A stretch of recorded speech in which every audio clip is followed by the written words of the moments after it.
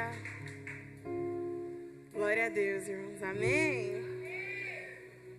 Rapaz, tem que ser rápida. Não que eu goste de falar, né? Porque eu sou sempre rápida. Brincadeira. Mas o Senhor vai dar graça, amém? Amém. Quando eu estava... Abra a palavra do Senhor comigo, no Evangelho segundo Lucas. Capítulo 1. Lucas, capítulo 1.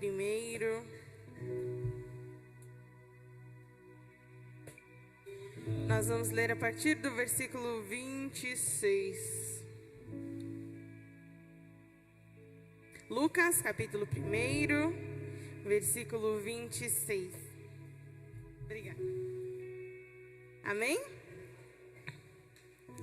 A palavra de Deus diz assim: no 6º mês, o anjo Gabriel foi enviado por Deus a uma cidade da Galileia chamada Nazaré, a uma virgem que estava comprometida a casar com um homem da casa de Davi, cujo nome era José. A virgem se chamava Maria. E aproximando-se dela, o anjo disse: salve, agraciada, o Senhor está com você. Ela, porém, ao ouvir esta palavra, perturbou-se muito e pôs-se a pensar no que poderia significar esta saudação. Mas o anjo lhe disse: não tenha medo, Maria, porque você foi abençoada por Deus. Você ficará grávida e dará à luz um filho, a quem chamará pelo nome de Jesus. Este será grande e será chamado Filho do Altíssimo. Deus, o Senhor, lhe dará o trono de Davi, seu pai. Ele reinará para sempre sobre a casa de Jacó, e o seu reinado não terá fim. Então Maria disse ao anjo: como será isso se eu nunca tive relações com homem algum? O anjo respondeu: o Espírito Santo virá sobre você, e o poder do Altíssimo a envolverá com a sua sombra. Por isso também o ente santo que há de nascer será chamado Filho de Deus. E Isabel, sua parenta, igualmente está grávida, apesar da sua idade avançada, sendo este já o 6º mês de gestação para aquela que diziam ser estéril, porque para Deus não há nada impossível. Então Maria disse: aqui está a serva do Senhor, que aconteça comigo conforme a sua palavra. Aleluia. Glória a Deus. Podem se assentar. Aleluia. Irmãos, essa é uma passagem bem conhecida, amém?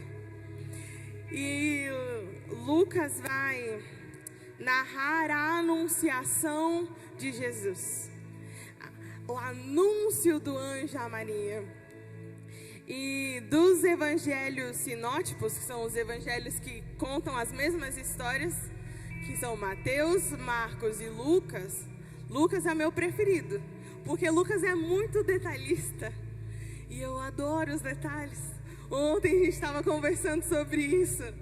Após a Manhã com Deus, eu estava falando: é até difícil me ouvir contar qualquer história, porque aí eu começo a contar um detalhe do detalhe do detalhe, que eu saí, aí eu olhei o relógio, aí o sol estava de tal jeito, aí eu pensei em tal coisa, e no final da história a pessoa já nem lembra mais porque que eu comecei.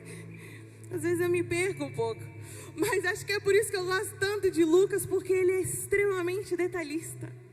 Então a gente vai falar um pouquinho sobre esse evangelho. Uma das coisas que diferencia ele dos outros é que Lucas, ele traz mais detalhes. Lucas, inclusive, era gentil. E aí você começa a perceber os paralelos. Lucas não andou com Jesus. Lucas conheceu a Jesus depois que Jesus já tinha morrido e ressuscitado. E ele começa o capítulo 1 de Lucas dizendo exatamente o propósito do livro de Lucas. Ele diz assim no versículo 1: visto que muitos já empreenderam uma narração coordenada dos fatos que entre nós se realizaram, conforme nos transmitiram os que desde o princípio foram testemunhas oculares e ministro da palavra. Igualmente a mim pareceu bem, depois de cuidadosa investigação de tudo desde a sua origem, dar-lhe por escrito, excelentíssimo Teófilo, uma exposição em ordem, para que você tenha plena certeza das verdades em que foi instruído. Essa introdução de Lucas era comum nos livros daquela época, mas me chama a atenção porque ele deixa muito claro o propósito dessa escrita.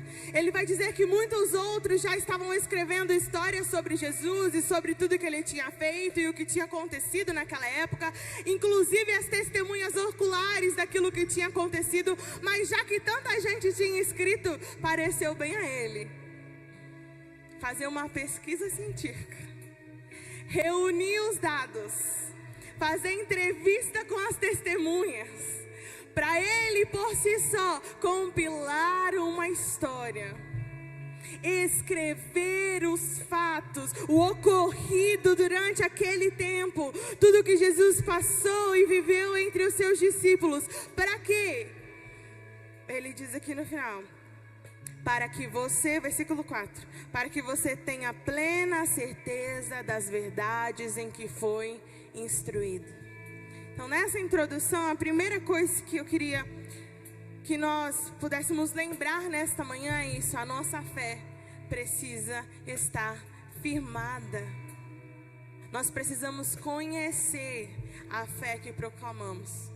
Não adianta apenas eu dizer que eu creio porque eu ouvi alguém dizer, ou eu creio porque pareceu legal no começo. Eu preciso saber o que eu creio. A nossa fé é uma fé racional, é uma fé que pensa. E Lucas, como médico, ele vai estudar, ele vai investigar.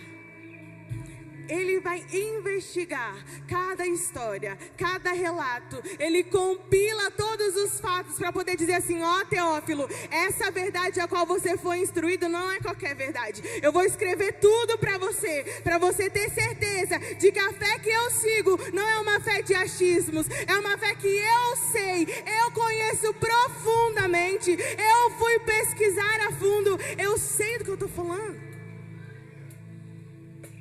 A primeira coisa que nós precisamos lembrar é essa: não dá mais para a gente dizer que é cristão e mal conhecer o Evangelho. Leia a palavra de Deus, medite na sua palavra, se alimente desta palavra, para que ela esteja enraizada em você, para que essa palavra esteja guardada no seu coração, ao ponto de você conseguir explicar a sua fé detalhadamente para qualquer pessoa. Amém? Então, Lucas, sendo um médico gentil, faz uma pesquisa científica para poder escrever o seu evangelho. Então, Lucas vai trazer detalhes que Marcos e Mateus não trazem, porque Mateus escreveu sobre o que viu, Marcos escreve sobre o que Pedro viu, e Lucas, ele faz uma pesquisa com todo mundo que estava ao alcance dele. Então, ele traz mais detalhes. Como um bom médico, ele fala com propriedade sobre aquilo que ele está dizendo. Ele não acredita em qualquer coisa. E nós precisamos ser assim. Precisamos estudar profundamente para conhecermos esse Jesus, não apenas de ouvir falar. Amém? Amém. Glória a Deus. E uma das coisas que também me chama muita atenção, bem no comecinho de Lucas, principalmente capítulo 1, capítulo 2, gente, as músicas. Lucas escreve as músicas. Eu amo musicais. Então a Gabi já tá rindo, a gente ri porque eu amo musical. Eu sou uma pessoa totalmente musical. Então tudo na minha vida começa com música ou termina com música. Tem sempre uma música envolvida. E o que me admira na palavra do Senhor é que o nosso Deus é um Deus musical. A A palavra de Deus nos mostra que quando Ele chama alguém, quando Ele começa uma nova fase, quando Ele traz uma profecia, todos os marcos da história, o Senhor coloca no coração dos seus filhos uma nova canção. Aleluia! O Senhor tem uma nova canção para nós. Lucas, aqui nesses 2 capítulos, ele vai registrar o cântico de Maria e o cântico de Zacarias. Porque diferente do Evangelho de Mateus, que começa com a genealogia de Jesus, Lucas vai começar contando sobre um casal de justos. Ele diz que era Zacarias e Isabel, um casal de justos que obedeciam fielmente a palavra do Senhor, mas eles não tinham filhos porque ela era estéril e eles já estavam em idade avançada. E aí a gente não entende por que Lucas escolhe começar a história de Jesus com Zacarias e Isabel. Quem é Zacarias e Isabel? E aí a gente vai descobrir que Zacarias era um sacerdote do Senhor. E ele estava fazendo o seu ofício no templo, ofertando ao Senhor, entregando ao Senhor. E ele recebe uma visita inesperada, a visita do anjo Gabriel. E Gabriel vai dizer para Zacarias que Deus ouviu a sua oração e agora a sua mulher dará à luz a um filho e ele será ungido desde o ventre, cheio do Espírito Santo, e ele vai converter o coração dos pais aos filhos e anunciar o caminho do Senhor. E quando Zacarias recebe essa palavra, ele fala assim: mas gente, como pode? Ela já está idosa, eu também já estou idoso, não vai dar certo. E porque ele duvida, ele fica mudo. E ele termina de fazer o seu ofício no templo, ele volta para casa mudo. Ele não conseguia contar para ninguém o que ele tinha visto, porque ele duvidou da resposta da sua oração. E a Bíblia nos diz, Lucas vai dizer que passado alguns dias, Isabel, a mulher de Zacarias, adivinha, fica grávida. E aí ela sai dizendo que finalmente o Senhor a encontrou. E aí então a gente chega no versículo 26, quando ele vai dizer que no sexto mês de quê? No sexto mês de gestação de Isabel. No sexto mês da gestação daquela que era estéril, o mesmo anjo Gabriel resolve ir para uma cidadezinha da Galileia, chamada Nazaré, falar com uma adolescente e anunciar a ela que ela era agraciada pelo Senhor.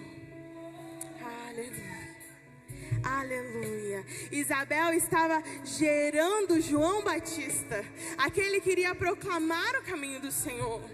E quando o anjo vai falar com Maria, e é aqui que eu queria que nós meditássemos nessa manhã, justamente sobre essa mulher, que ainda era muito nova, era uma adolescente, de uma cidadezinha pequena como Nazaré, uma cidade a quem ninguém dava importância. Nazaré era uma cidade pequena da Galileia, e a Galileia já era uma região para quem ninguém dava importância.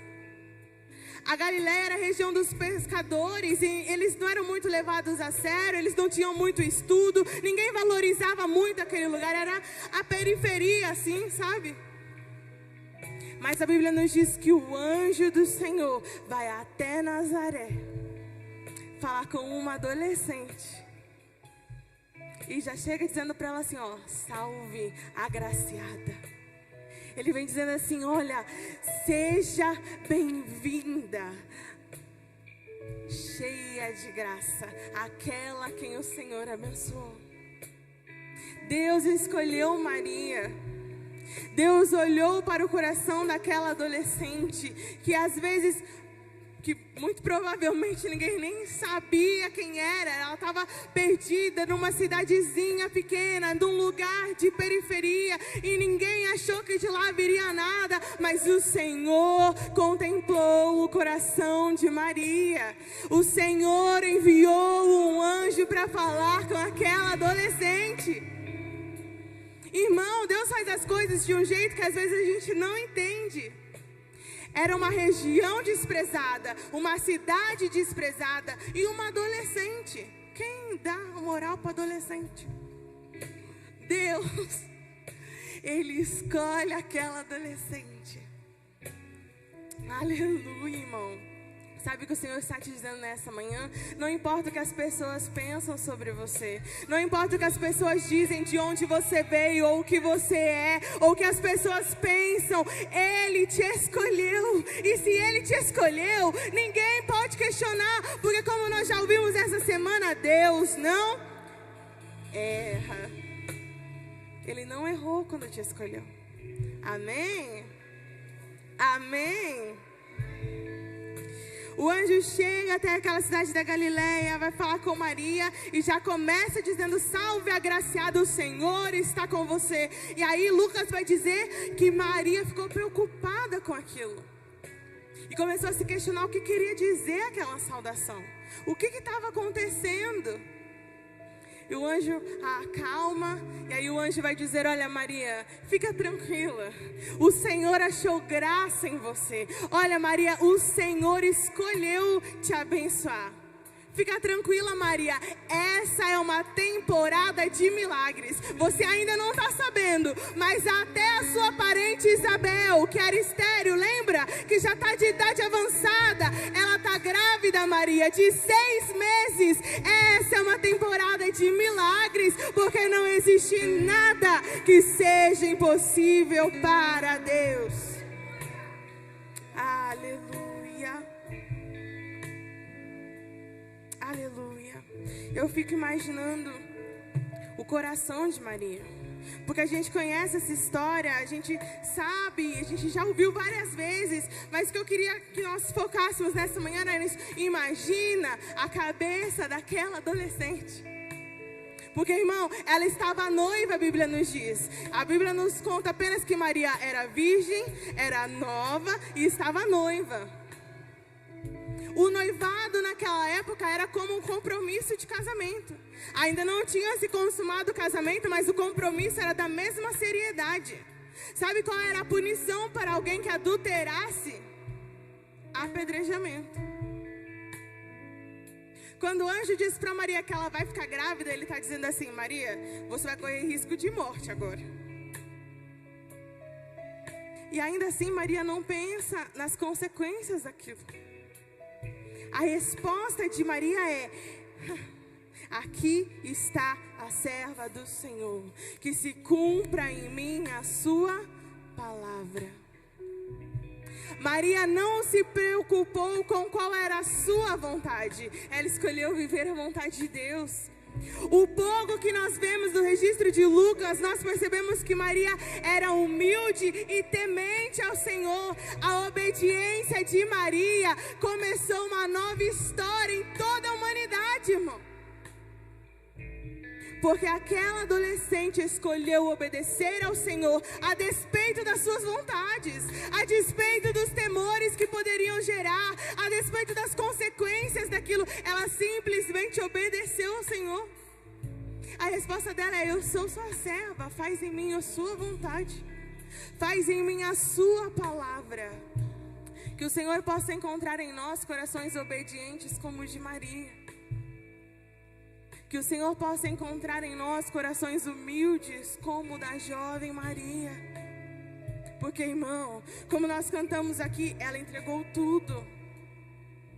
Maria abriu mão da sua juventude, Maria abriu mão do seu futuro. Maria não sabia qual seria a reação de José. Maria não sabia o que as pessoas iam dizer. A única certeza que Maria tinha era que se qualquer pessoa descobrisse que ela estava grávida antes do casamento, não tinha de explicação, não teria desculpa, ela seria condenada à morte. Essa era a única certeza que existia em Maria. Mas ela não se preocupou com nada disso. Ela simplesmente disse: eu sou sua serva, faz a sua palavra em mim. Ai, irmão, é desse tipo de coração que o Senhor está necessitado, procurando, ansioso. O Senhor precisa de mim, de você? Não, mas Ele procura corações assim, que estão tão obedientes, tão rendidos, tão dispostos a entregar tudo, ao ponto de ser ser humilde como Maria e dizer: Senhor, eu sou só um servo, faz em mim o seu querer. Quando essa é a resposta de Maria, a Bíblia diz que o anjo simplesmente vai embora. Porque Deus encontrou ali um coração pronto, como nós ouvimos ontem. Amém? Está entendendo? Aleluia. A obediência de Maria. Ai, irmão. Tem uma frase de um teólogo, um dos primeiros. Eu nem anotei o nome dele. Mas ele diz exatamente que a obediência de Maria desfez o nó da desobediência de Eva. Irmão, você está entendendo isso? A desobediência de Eva lá no jardim, que trouxe consequência para toda a criação. Para toda a criação. O homem foi afastado de Deus. O mundo inteiro e toda a criação, a natureza sofre. Porque a aliança foi rompida por causa da desobediência de Eva. Tudo isso foi resolvido com a obediência de Maria.